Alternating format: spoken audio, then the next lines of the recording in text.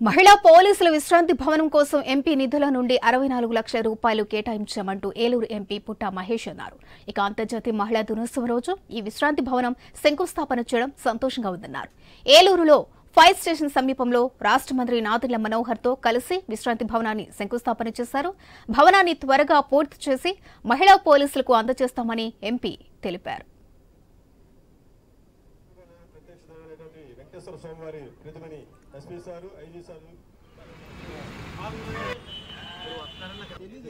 ఈ రకంగా పోలీసులకు అందరికి కూడా చాలా ఇబ్బందిగా ఉందంటే ఇమీడియట్ గా శాంక్షన్ చేస్తామండి ఎంపీ లాట్స్ లో నుంచి అని చెప్పి ఇమీడియట్ గా 64,80,000 రూపాయలు శాంక్షన్ చేయడం జరిగింది.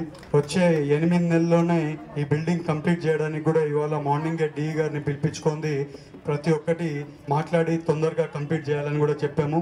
ఎలాంటి పని ఉన్నా కూడా పోలీసులకే అలాగే ఎలాంటి మా కార్యకర్తలకైనా కానీ ప్రతి ఒక్కరికి మా జిల్లాకి మన పార్లమెంట్లో ఎలాంటి సమస్యలు ఉన్నా కూడా ఆ సమస్యకు మేము ముందు ఉంటామని మీ అందరికీ కోరుకుంటూ పేరు